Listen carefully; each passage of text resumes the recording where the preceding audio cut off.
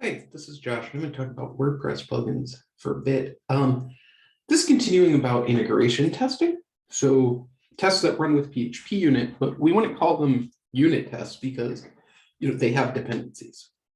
Unit tests don't test dependencies, but there are plenty of things that we use, especially with a framework like WordPress, with weak encapsulation, where integration tests, where WordPress is loaded and MySQL is loaded, are more useful. And one of those is like when we're testing if something's being saved to the database correctly.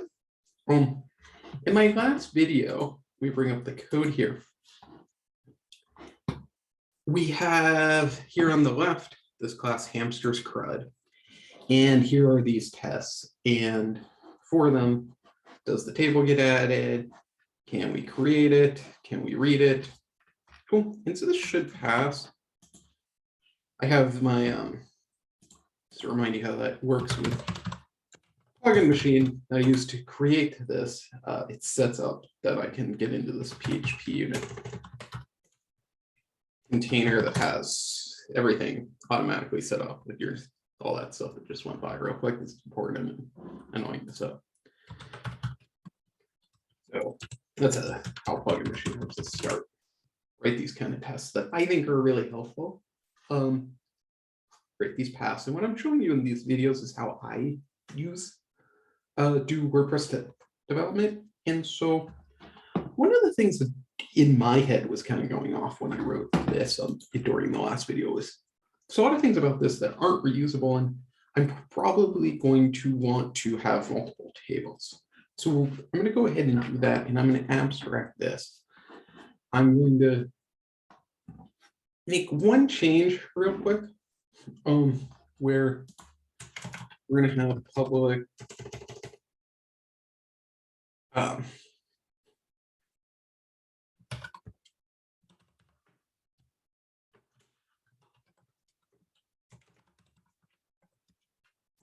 going to have a function here that will return this table name.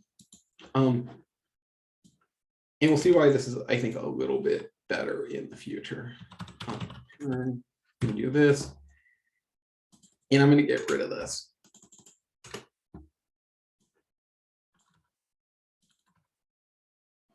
And one of the things that I like about using testing for these kinds of things is that I'm able to make these kind of changes after I had everything working well, and I'm not terribly worried about the changes breaking things, because I can test to make sure I didn't make a mistake like that. So instead of writing an abstract class and then going back and writing first the abstract class and imagining the system and then writing the concrete implementation, I think concrete first. It's a change for me in the last couple of years. It's helped a lot. Write the concrete class, make it work, thinking a little bit about the abstract class, then make the abstract class. And I feel okay doing this, knowing I have some limitations, like this was probably a bad idea. Like it would be better if this was an array, because most custom tables have more than one column, right? I can solve for that as I go. I can just get something working here. Let's cut and paste this a bit here, which creates a table. And let's add another table. Yeah, so I put this function in before as I was getting ready. Just copy from that, and it's going to give us hamster tubes, right? And so if we call that here,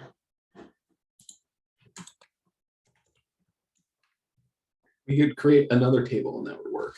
So also going back to my tests.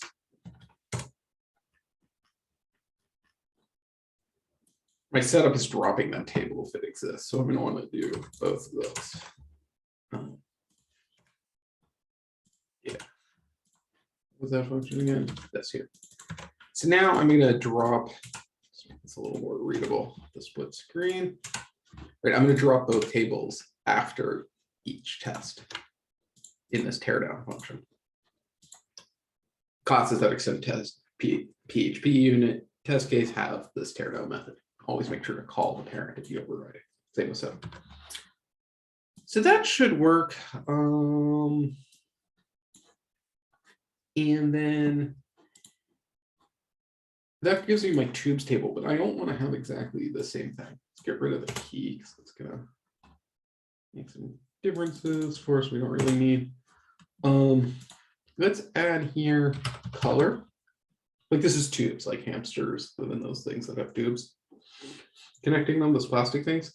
I'm not sure that's their natural habitat, but that's what I remember from being a kid. Sorry, I was recording. Topic there. Okay, so back to what we're doing here. The don't need to require that twice. If we do like color, we can just keep the bar chart thing going there. Call it color, and then we could have width, right? That's an integer, so it would be like int 24 unsigned.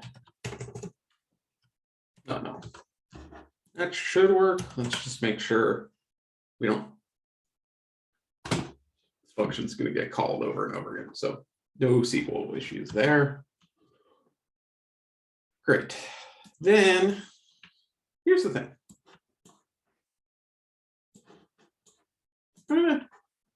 Look at this. I'm going to cut and paste it here.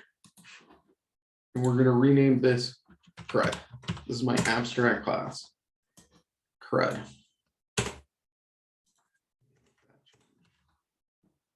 Earlier, shoot. Let's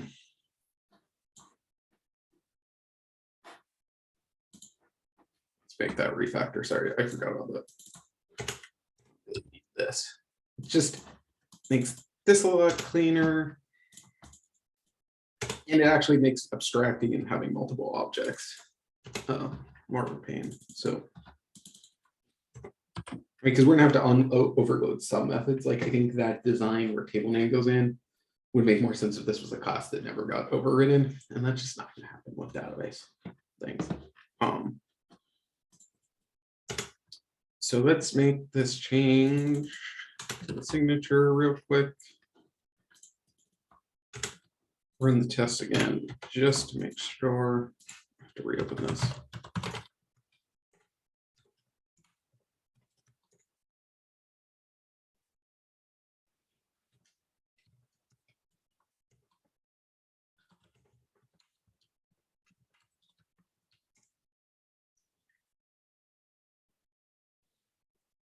There we go. So that works. Now, I could right now say extends CRUD.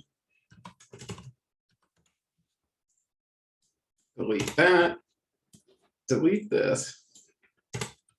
Tester's still going to pass. This is why I write the abstract class after I write the first class, because now I have proof that this is working. Like I have a concrete that proves that it works. Otherwise, I'd have to like write tests using an anonymous class, extended CRUD or something like that. I don't know. I want to do real tests. So I'm going to make this one here abstract, so that way it has to be overridden in the concrete class that extends it. I prefer to have it instead of like assumptions that the parent classes will have like a constant table name. We could assume that they all have that. I don't love that, and I don't like assuming they have properties that have the right value. I just like to force it to have the correct name.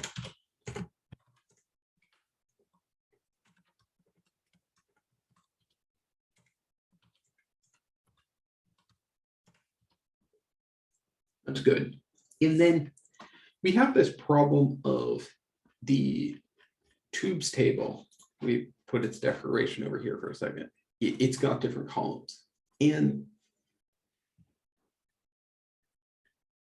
you can see down here in the updates, I did use the formats argument. where these are these sprintf substitution strings that WordPress uses when it's preparing SQL properly. So that's a cool way to like define formats that we could have as a array that's returned there. Like imagine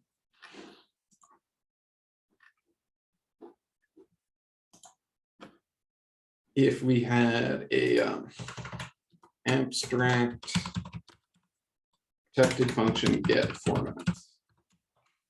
Here. Let's actually build it in this for a second. We'll get rid of that for 1 second.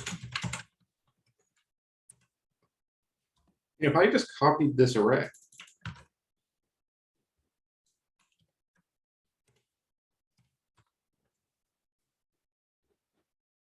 I could replace this here, this get formats.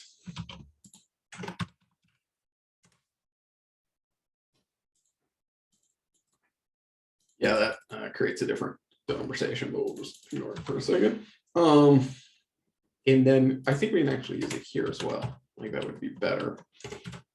Like this is one of those optional things that. Oh, my RAM when I am recording.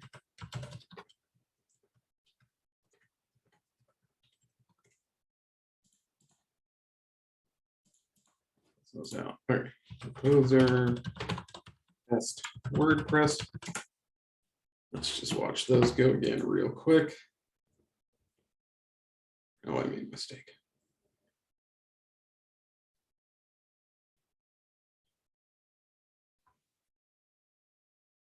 CRUD 39. Yeah, I don't think I did that right. I added that. I meant to do it here.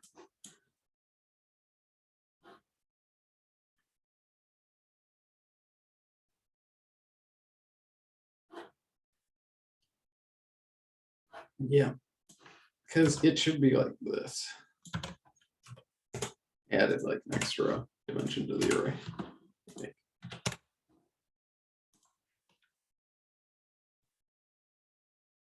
Okay, that passes. I wonder if that would actually work then. And I could look up the documentation. Cool. So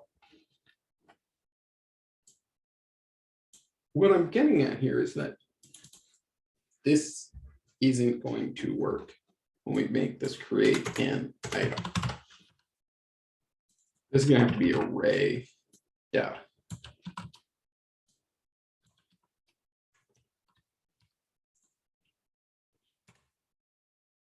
So what this would allow me to do is change this to data, still using this formats, which is going to come from the parent. And the keys of this formats are going to be the only ones that are allowed in there. So I can do something like for each, or I can do it like this, like this. For each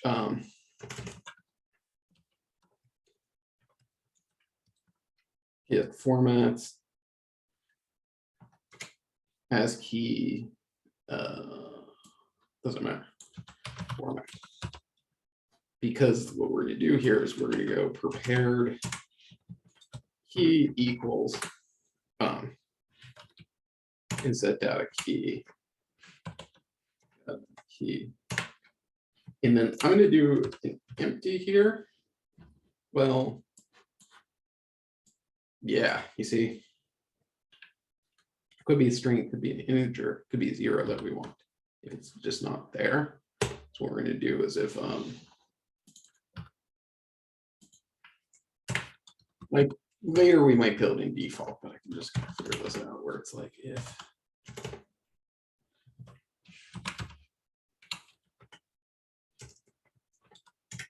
like insane right.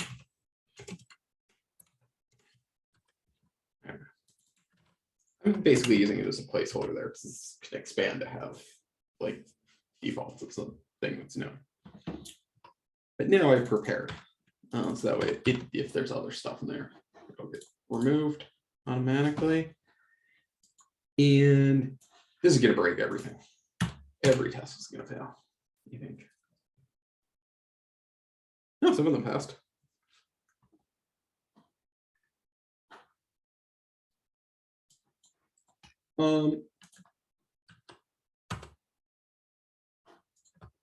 I am not in a strict enough mode because, okay, let's see how these are written.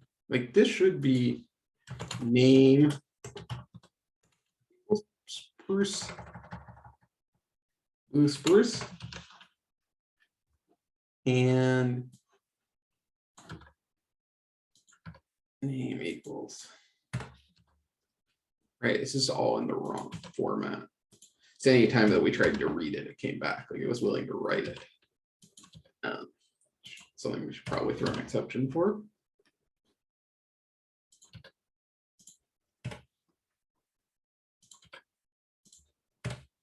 I think name these hamsters after weird colored trees.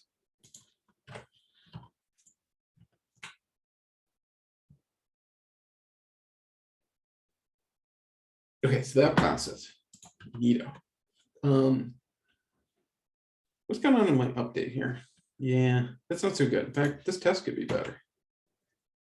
Oh, well, that's a failure one. Hold on. Test add update. Okay, so my update's going to need to be improved because I can only do a. If we go to CRUD here,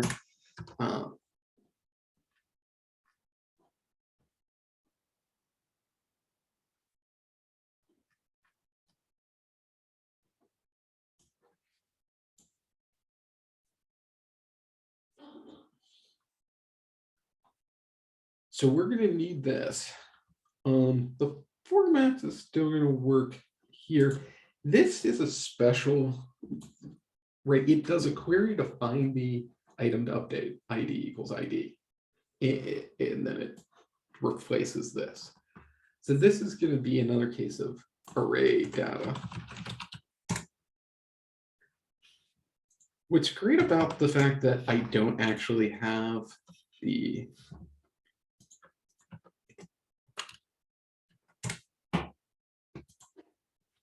any real code over here is I'm just changing these method signatures, and like if I had left the original here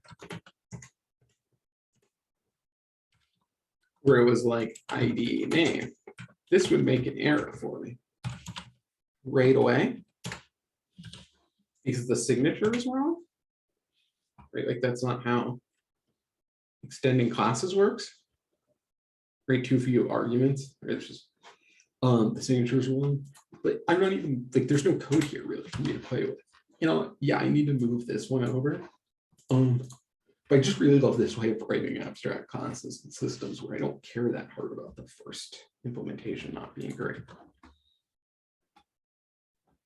So anyway, looking here in this update, this exact thing is what I need to prepare the data. So now that I know it works, we can put this up a bit. Prepare data.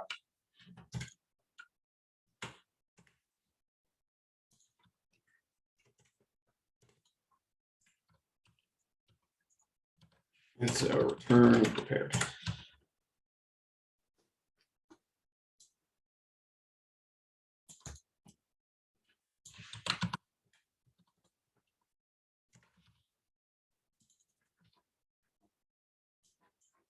Then in our update, we can do the same thing there.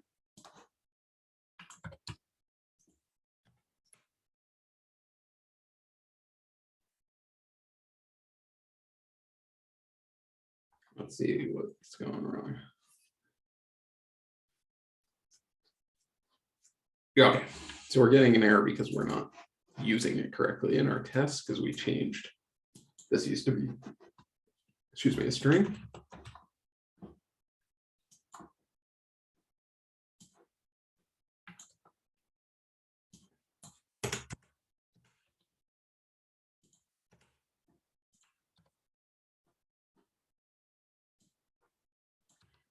sparkles.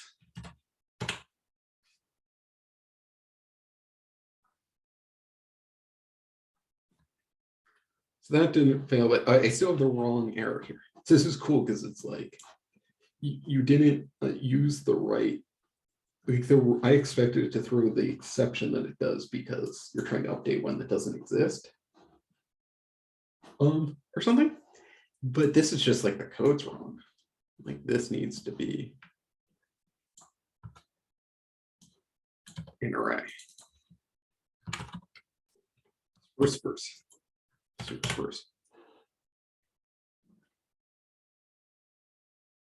So this will pass. Neato. Cool. So let me copy this to definition and move it into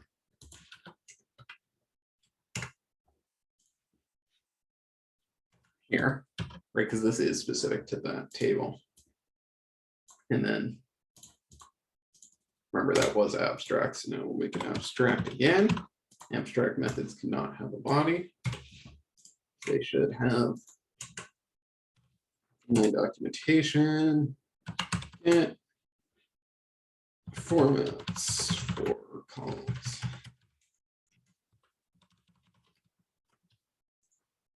And then this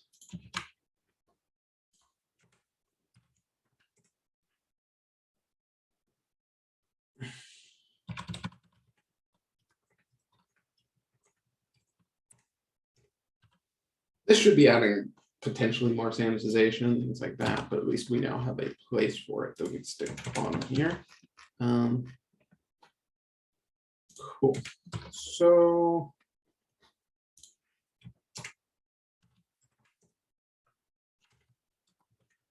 do things like this, not really. It's maybe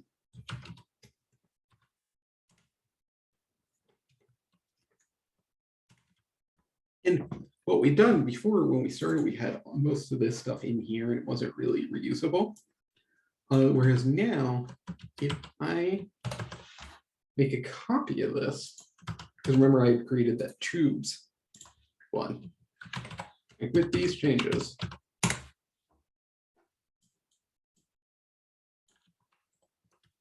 me open up my functions class, my functions file. This is going to need color, which is a string. It's going to need width, which is this. So now, like that's the case they didn't really cover yet. And make sure that works properly, but that's sort of the testing that I'm going to need to do here.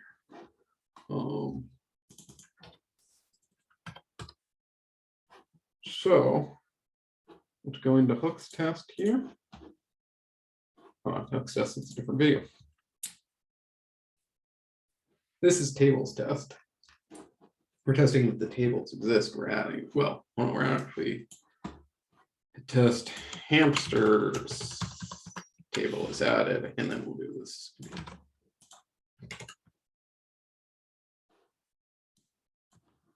Test tubes.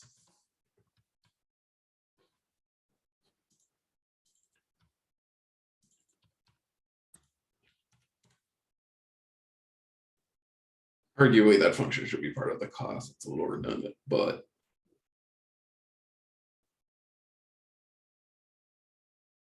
yeah, the table isn't getting out of it. That's so good. Well, oh, I screwed up. This should have gone here. This should have gone. Now let's just make sure.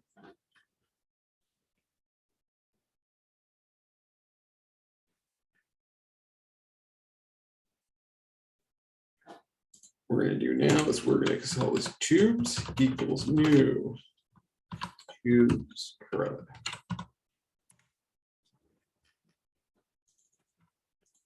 Bring it into scope. And what we can do now is go like ID equals tubes create.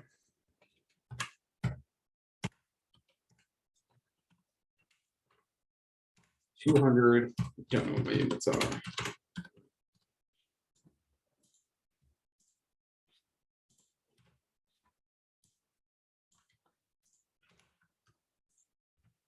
Does this work?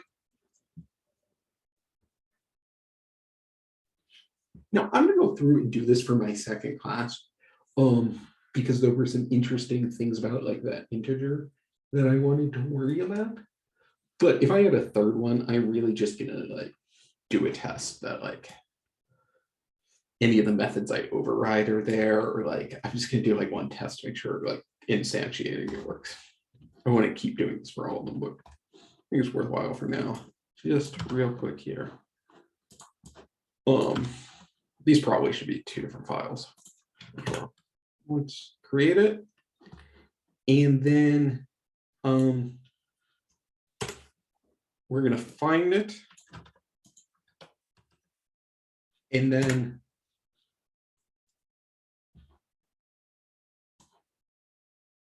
I'm going to go ahead here and I'm just going to say, like, are these the same? Like, it's the width 200 and the color green.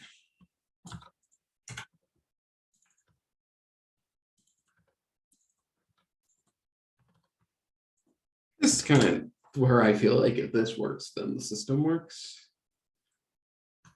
Undefined index width, right? Like that's not good.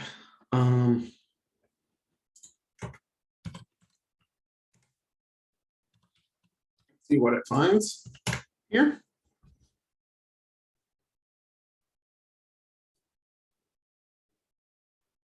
Yeah, it's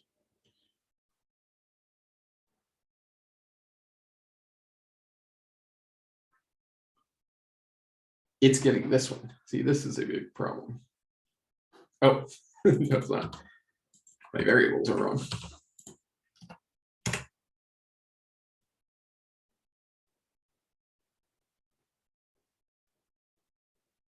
So this should work. I'm gonna make this one assert equals.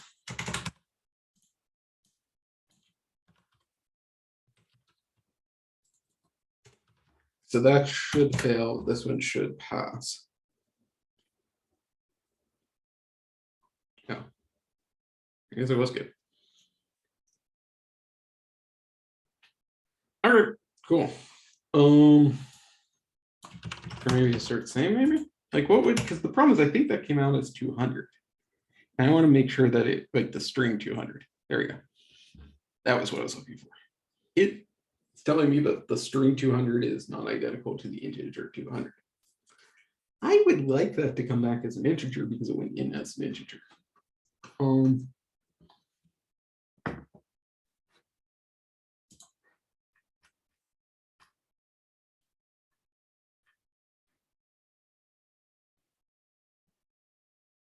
What do we got there? Read. So we could say result equals this, or like maybe item equals this. And then we could say for each formats as key formats.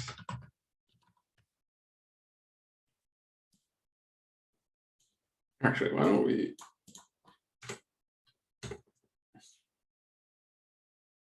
say item equals an empty array? You know it's in result 0.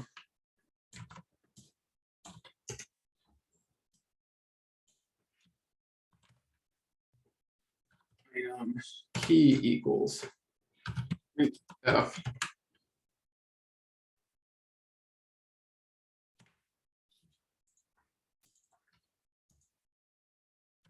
Format, comma, results 0 key.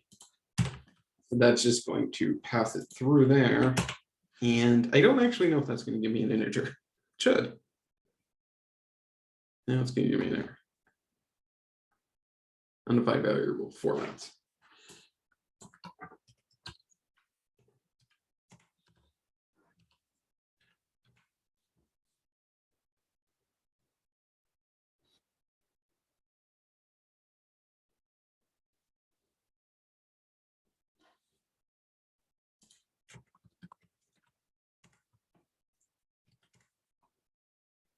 Sure, turn something there before we look into that.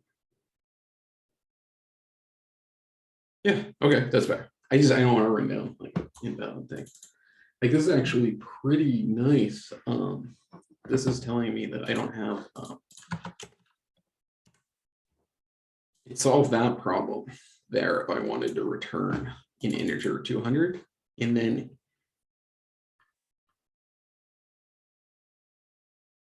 oh well, we don't have it. But what we do know is that this didn't have the ID anymore, which it should have. You can see here, I just didn't account for that.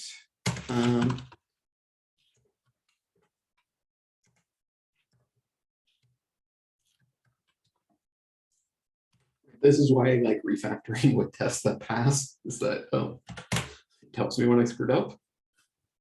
I think the first fails was because I didn't return an array, and this one's because I didn't add something there. Oh, that's a little disappointing. We're getting there.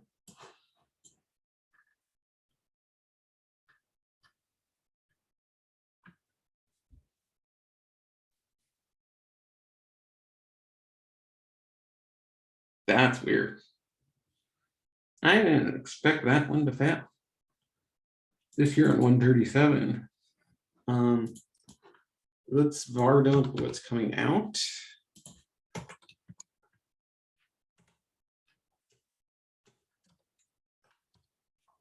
If I read that ID, what do I get?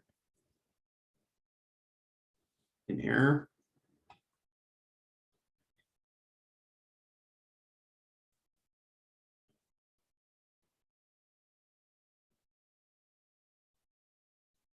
Oh, this is causing all problems. What's going on at 82? Doesn't have it doesn't have name. Why would it have name? Let's see what this is. What's I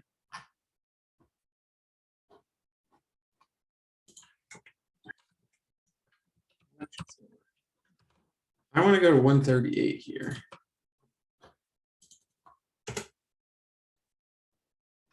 This test, let's use this.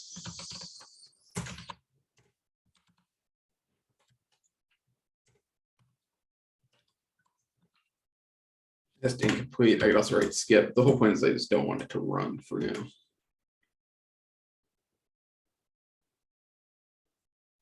Right, that I, it shows that it's incomplete. So that'll help remind me to turn back on. Did not return a value. That's just no good at all. This is on 82 here. Like,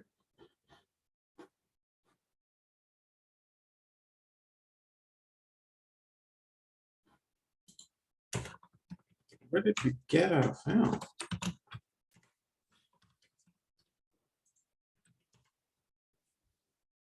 Guess I wasn't expecting to break, but this is the value of having the test.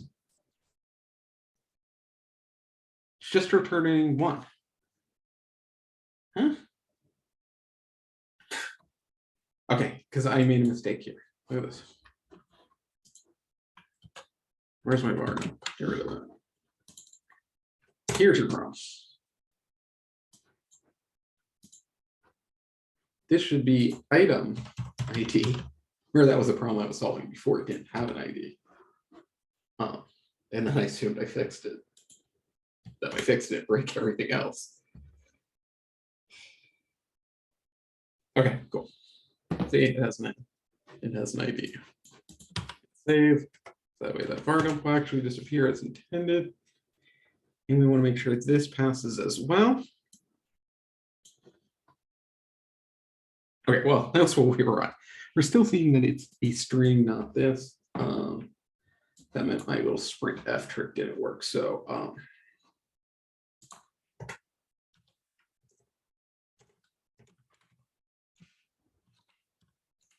equals format.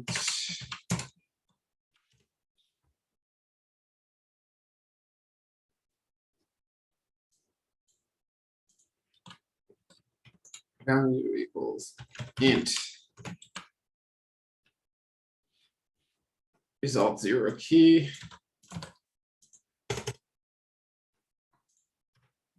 else U equals result 0 key. Assignment may or may not have been necessary, but that should, I think, solve the problem now. Yeah. And so I still have that little I there reminding me that I made my life easier by skipping it, so it's fine. Wait, hope. That's gonna pass. I do want to test a little bit more of my updating there. Yeah, so let's just create this tube here.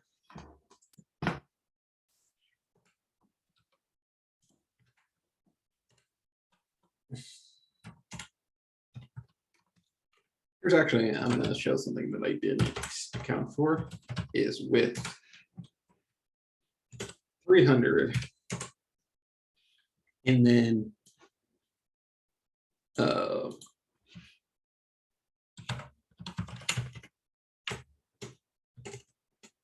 tube equals tubes read ID. I think let's get a new one here. And then what we want to do is this assert same. To assert same, yeah. Green is still the color. This is not going to work. And that 300 is the width. But, right, you see, I haven't accounted for the fact that you might not pass all of the values in. That's why I wrote this test, because I was like, hold on, what else can I test and update? And you see that it's removed that. Okay. I have this prepared data method. Array defaults.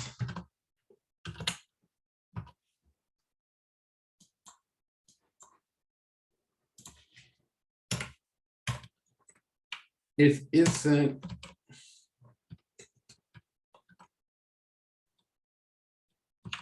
defaults key, right?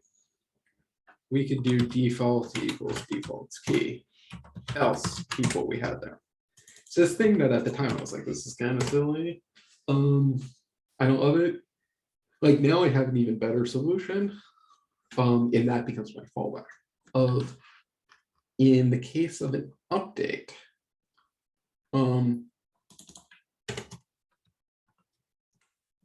We can pass the current values.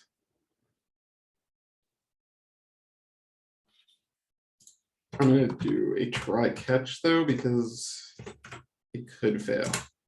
Right, this, I'm going to current equals this read ID. That may or may not fail. I don't really think that's a problem, right? Let's throw an exception here.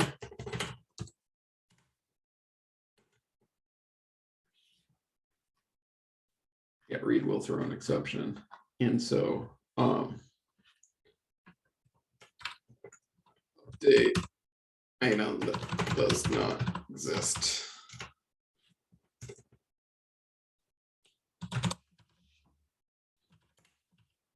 So that'll happen. And then we'll move the rest of this into here. Because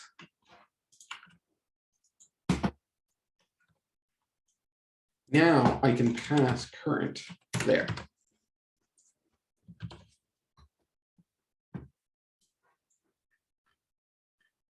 In this update test,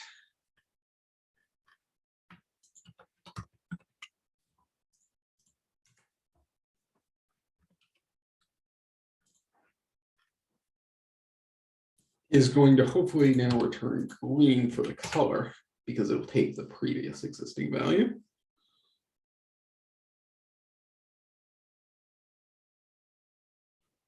That should have been width. But now it'll pass. And you might be watching this and go like, Josh, you just did an unnecessary database read. Yeah. But now that it's encapsulated somewhere with tests, I can fix that later. Like, I don't feel like figuring out how to do that right now, so I'm not going to. So that's pretty good. I now have taken this class, which used to have all kinds of methods in it, just has 2 methods, and it's reusable. I can now, keep using this for more tables. It gets easier and easier as I go. And this CRUD abstract class, like maybe this could be another video, is taking this another step further, is like, what if the primary key isn't ID? All this assumes that here in the update. That's complicated. Adding more logic around defaults, more logic in terms of sanitization and validation. This could really expand from here. And those could all be videos in the future. Let me know on Twitter or in the comments if that's stuff you want to see or other things. And but what I like about this is that I've been able to break and unbreak the code in little pieces, knowing that I'm safe along the way. Because in the end, I have more tests and they all pass. And I don't really care that before I was done, lots of things had errors and were red because it was helpful. So I hope this helped you understand how to use the different types of tests that come with plugin machine itself, and also how you can use integration tests to make your life easier and worry about less things when you're developing. If you like this kind of stuff and you're learning, I really appreciate saying so on Twitter or in the comments, like and subscribe. And you can also go to pluginmachine.com/subscribe, sign up for the email list or subscribe to hear and other things. Great. Thanks for watching.